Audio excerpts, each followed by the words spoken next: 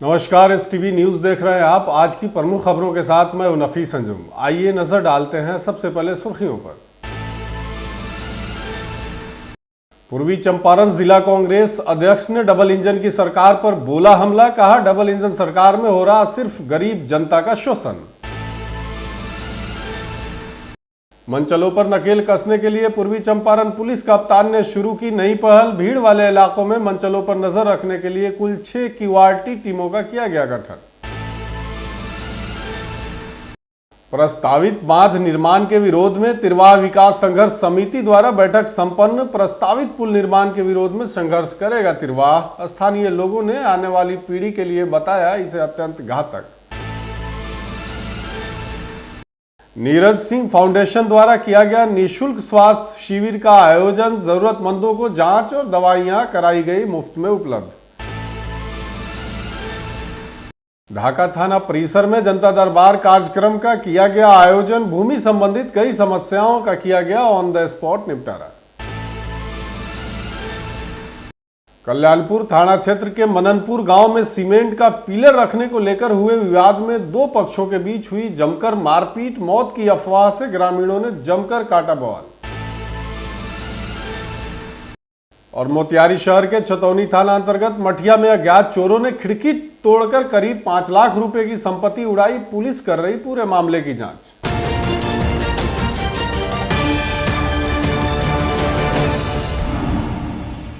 पूर्वी चंपारण जिला कांग्रेस कमेटी के बंजरिया पंडाल स्थित कार्यालय में आज जिला अध्यक्ष इंजीनियर शशि भूषण राय की अध्यक्षता में जिला स्तरीय एवं प्रखंड स्तरीय बैठक संपन्न हुई।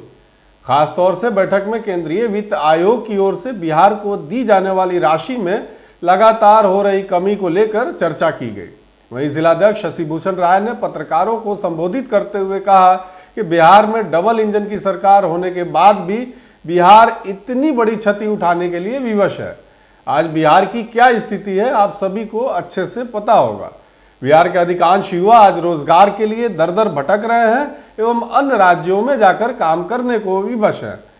वहीं स्मार्ट मीटर के द्वारा अडानी अंबानी बिहार में गरीब जनता का शोषण कर रहे हैं। इसके लिए कांग्रेस पार्टी की तरफ से 19 सितंबर से न्याय यात्रा प्रारंभ किया गया है। साथ ही डबल इंजन की सरकार द्वारा बिहार में जमीन सर्वे को लेकर जो काम चलाया जा रहा है इसमें सरकार का नीयत बिल्कुल भी साफ नहीं है। गरीब जनता का पूरी तरह से शोषण किया जा रहा है। किसी भी प्रखंड में जमीन का कोई दुरुस्त कागजात उपलब्ध नहीं है। घर में गृह युद्ध बिहार में छिड़ चुका है। मैं आप लोगों के मार्फत ये न्यूज दे रहा हूँ, ये संवाद दे रहा हूँ।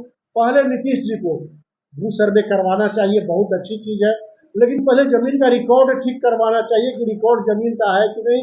जिसके पास जमीन है उसका उनके खाता में, सरकार के खाता में, सरकार के नजर में उसका रिकॉर्ड है कि नहीं। उदाहरण के तौर पर मैं अरेराज का ही, अपने प्रखंड का ही उदाहरण दे रहा हूँ।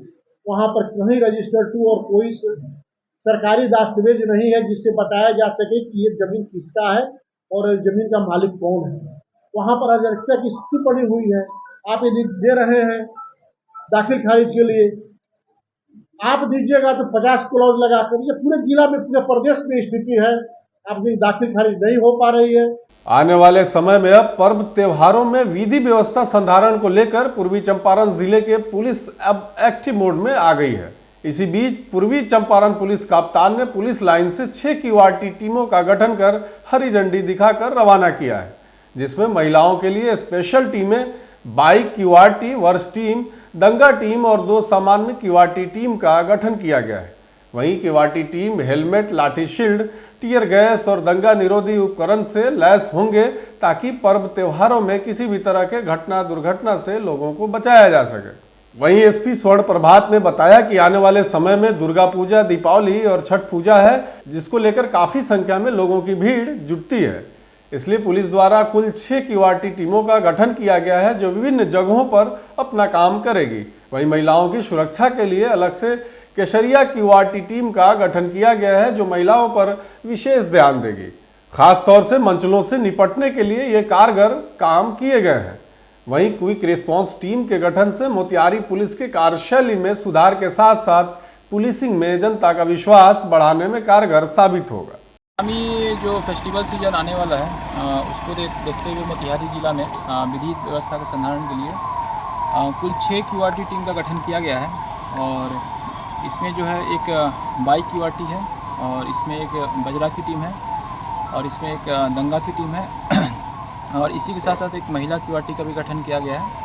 जो महिला क्यूआरटी है उसका नाम केसरिया शक्ति दल रखा गया है और जो ये महिला क्यूआरटी जो केसरिया शक्ति दल है ये मोतिहारी ज़िले के टाउन एरिया में भ्रमणशील रहेंगी और इनका जो मुख्य कार्य होगा वो महिलाओं की सुरक्षा से संबंधित होगा और जो महिला अपराध हैं उस पर रोकथाम लगाना भी इनका एक प्रमुख कार्य होगा। तो जो दंगा निरोधक उपकरण होते हैं उससे लैस किया गया है। इनको हेलमेट, लाठी, body protectors, tear gas gun, TG gun, इन सारे उपकरणों से लैस किया गया है और इनको समय समय पर हम लोग मॉक ड्रिल भी कराएंगे, इनको प्रशिक्षित भी करते रहेंगे ताकि जो हमारे आने वाले जो पर्व त्यौहार हैं वो बिल्कुल जो है शांतिपूर्ण तरीके से होगा। मझौलिया के हरपुर गढ़वा पंचायत के पूर्वी एवं पश्चिमी चंपारण तिरवा विकास संघर्ष समिति द्वारा जिला पार्षद मोहम्मद जियाउद्दीन की अध्यक्षता में एक बैठक संपन्न हुई, जिसमें तिरवा की समस्याओं जैसे बाढ़ से निजात दिलाने के लिए बांध की मरम्मत, सड़क पक्कीकरण तथा चौड़ीकरण की मांग की गई।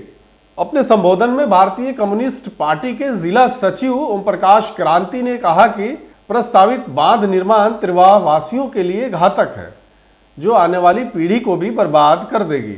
इसलिए संगठित होकर इस निर्माण पर रोक लगाने के लिए संघर्ष करें तथा सिमरा से डुमरी तक एक पैदल मार्च निकालकर जनता को जगाने का प्रयास करेंगे।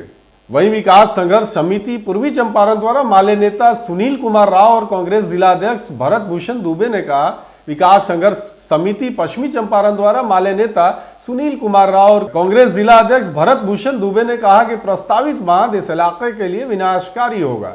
हम लोग इस इलाके के बचाव के लिए सड़क से सदन तक संगठित होकर संघर्ष करेंगे। वहीं जिला पार्षद मोहम्मद जियाउद्दीन ने कहा कि जमींदारी बांध का स्थायी मरम्मत कराकर वो पक्के ठोकर का निर्माण कराकर तिरवाह इलाके को बचाया जा सकता है। लगभग 50,000 से अधिक आबादी वाला तिरवाह क्षेत्र वर्षों से उपेक्षित रहा है। जमींदारी बांध ही इस इलाके की रक्षा करते चला आ रहा है। उन्होंने प्रस्तावित बांध निर्माण को भावी पीढ़ी के लिए अत्यंत ही विनाशकारी बताया। इस अवसर पर समाज सेवी असगर अली, डॉक्टर अनवारुल हक आदि कई ग्रामीण उपस्थित थे। अरे हम लोग तो अपना उठाते हैं समस्या, कहने में हम लोग काम है उठाना। अब के हम लोग जो उठाएंगे अब चरणबद्ध तरीका से हम लोग लड़ेंगे, क्योंकि रहा साल इस बांध के बनने से, नई बांध से पूरा इलाका डूब जाएगा। तो ना हमारे बच्चे सुरक्षित रहेंगे, ना हमारी फसलें सुरक्षित रहेंगी, ना हम सुरक्षित रहेंगे। तो इसलिए हम लोग लड़ेंगे। पहले से इस तिरवाह इलाका में जो है वह ज़मींदारी बांध है। अभी जो एक नया बात सुनने को मिल रहा है कि इस ज़मींदारी बांध को छोड़ करके और इस तिरवाह के इलाका के दक्षिण तरफ सरिसवा से लेकर के डुमरी तक एक नया बांध बनाने की बात हो रही है, जिससे इस तिरवाह के सभी गांव नदी के बेड में आ जाएंगे और सभी गांव बर्बाद हो जाएंगे।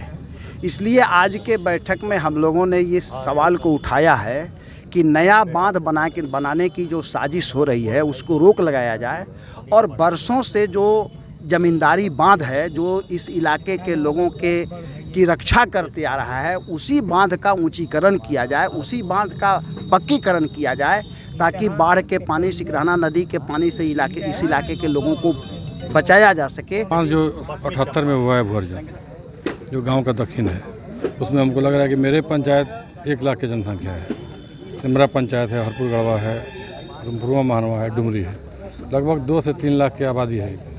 हम लोग नदी के अंदर पड़ जा रहे हैं। तो ऑलरेडी हम लोगों के पास ज़मींदारी बांध है, उसी को बनाया जाए। वो टेंडर और बांध जो है उसको कैंसिल किया जाए और जो ज़मींदारी बांध है उसी को फिर भुअर्जन किया जाए, नापी किया जाए और पक्का किया जाए, जिससे जान माल बचे।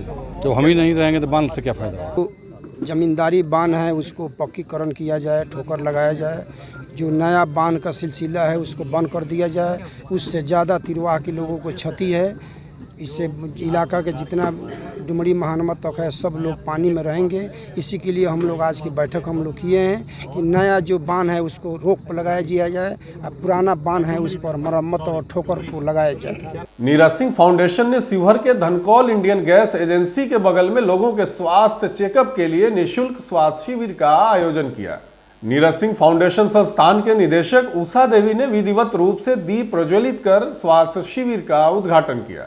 वहीं इस मौके पर निदेशक उषा देवी ने बताया कि शिविर के माध्यम से लोगों को इस बात की जानकारी हो सके कि उन्हें किस प्रकार की बीमारी है, जिससे उनका इलाज शिविर में किया जा सके। इस शिविर में आए किसी भी व्यक्ति का किसी भी प्रकार की बीमारी का इलाज और चेकअप की व्यवस्था निःशुल्क की गई है। वहीं संस्थान के संस्थापक समाजसेवी नीरज सिंह ने बताया कि शिविर के माध्यम से आसपास के क्षेत्र के नागरिकों का निःशुल्क उपचार किया जा रहा है, जिससे लोगों को बेहतर स्वास्थ्य सुविधाएं मुहैया हो सके। गौरतलब है कि निःशुल्क स्वास्थ्य शिविर में लोगों के लिए हेल्थ चेकअप का इंतजाम रखा गया था। जरूरत के मुताबिक निःशुल्क जांच और दवाइयां उपलब्ध कराई गई। लोगों के इलाज के लिए बेहतर चिकित्सकों की टीम जैसे डॉक्टर ब्रह्मानंद शरण, जनरल फिजिशियन MBBS एवं doctor Murli Manohar, general physician MBBS आदि की व्यवस्था की गई थी। तो अच्छा बात है।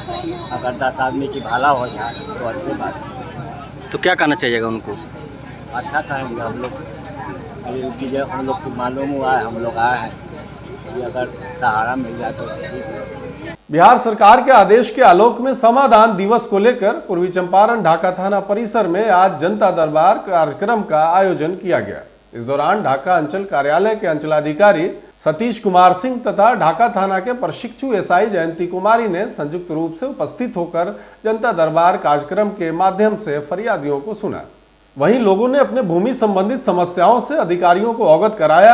अधिकारियों के द्वारा फरियादियों की भूमि संबंधित सभी दस्तावेजों की सत्यापन की गई। जनता दरबार में मौजूद अधिकारियों द्वारा भूमि संबंधित कागजों की गंभीरता से जांच की गई तथा इससे जुड़े कई समस्याओं का ऑन द स्पॉट निपटारा भी किया गया। अधिकारियों द्वारा जनता दरबार में पहुंचे फरियादियों के लिए कई महत्वपूर्ण दिशा निर्देश भी दिए गए। हर शनिवार की बात ही इस बार भी शनिवार जनता दरबार का आयोजन यहाँ ढाका थाना में किया गया और हमारे और थानाध्यक्ष महोदय के द्वारा जनता की भूमि विवाद से संबंधित जो भी समस्याएं हैं वो सुनी गई और उनका निराकरण के लिए हम लोग भरपूर प्रयास कर रहे हैं। और मेरी ढाका के जनता से अपील रहेगी कि वो अपनी भूमि से संबंधित कोई भी समस्या हो उसको लेकर के थाना में आए और हम लोग उसका निराकरण करेंगे, सभी को नोटिस करके और उनकी सुनवाई करके उसमें जो भी बेस्ट पॉसिबल सॉल्यूशन होगा वो उनको दिया जाएगा। मोतिहारी के कल्याणपुर थाना क्षेत्र में मननपुर गांव में एक सप्ताह पूर्व सीमेंट के पिलर रखने के लिए उत्पन्न विवाद में दो पक्षों के बीच जमकर मारपीट हुई थी। इस दौरान एक पक्ष के पिता पुत्र गंभीर रूप से घायल हो गए थे। इस दौरान आज गांव के कुछ लोगों ने यह अफवाह फैला दिया घायल रामबाबू महतो की मौत हो चुकी है। इसी बीच ग्रामीणों को आरोपी जयचंद्र शाह दिखाई दे दिया, जिसके बाद रामबाबू के समर्थक आक्रोशित होकर जयचंद्र की पिटाई के लिए उसका पीछा करने लगे। किसी तरीके से जयचंद्र अपनी जान बचाने के लिए एक व्यक्ति के घर में छुप गया, जिसके बाद नाराज ग्रामीणों ने उसको घर के चारों तरफ से घेर लिया। इस मामले की सूचना मिलते ही कल्याणपुर पुलिस भारी संख्या में पुलिस दलबल के साथ पहुंची, लेकिन ग्रामीण तब भी मानने को तैयार नहीं थे। इस दौरान 4 अलग अलग थाने की पुलिस मौके पर पहुंचकर ग्रामीणों को समझाया बुझाया और फिर घर खुलवाकर आरोपी को गिरफ्तार किया, तब जाकर मामला शांत हुआ।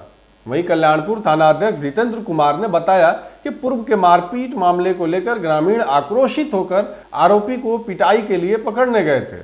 तभी वह एक दूसरे घर में खुद को बंद कर लिया था, जहां से उसे गिरफ्तार कर थाने लाया गया है। मोतिहारी शहर के छतौनी थाना अंतर्गत मठिया से अज्ञात चोरों ने डॉक्टर के घर की खिड़की तोड़कर करीब 5 लाख रुपए की संपत्ति चुराकर फरार हो गए। घटना की सूचना मिलने के बाद मौके पर पहुंची पुलिस चोरी के मामले की जांच में जुट गई है। वहीं पीड़ित डॉक्टर मनोज कुमार सिंह ने बताया कि छोटा मठिया में उनका डेरा है, जहां उनकी पत्नी निर्मला सिंह बेटी को लेकर रहती हैं।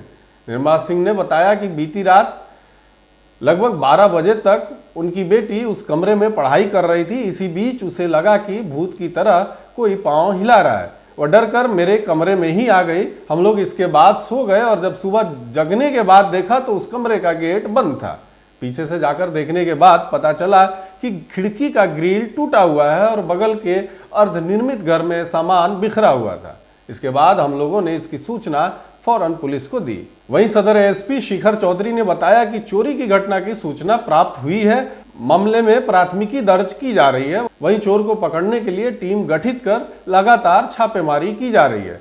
जल्दी अभियुक्त को गिरफ्तार कर लिया जाएगा। तो इसी में सोई हुई थी, पढ़ाई करती है, पढ़ी है, 12 बजे के बाद इसमें से गई है। बोली है कि माँ बुझा रहा है कि कोई भूत है, पैर लटका के मैंने हिला रहा है। तो हम बोले भूत कहाँ से आएगा? तो हम दोनों आदमी उस रूम में सो गए हैं, अंदर से गेट बंद कर लिया है कि कैसे आया है। सुबह हम लोग 6 बजे के करीब में देखे हैं कि हाँ इसमें माने बंद है। तो आके देखे आया है अथी वाला पुलिस वाले, तो गेट खोला, उधर से फिर पैसा है इधर, तो गेट खुला है तो देखें कि सब चीज़ अस्त व्यस्त था। क्या क्या चोरी हुआ? चोरी हुआ है, सोना का चेन है, झुमका है, चांदी का बाला है हाथ का, और पेन है, लैपटॉप है, कंबल है 2 ठो, 14-15 को साड़ी है, एगो बैग है जो हैंड बैग पीछे नहीं लगा जाता है पीठ वाला, वो बैग है, जूता है, परफ्यूम है, इसके बाद और अभी तो पूरा ढूंढा नहीं गया है अंदर से। हाँ पैसा 30-40 हज़ार पैसा है। आज के लिए बस इतना ही। तमाम तरह की खबरों और डिबेट्स के लिए देखते रहे STV न्यूज़।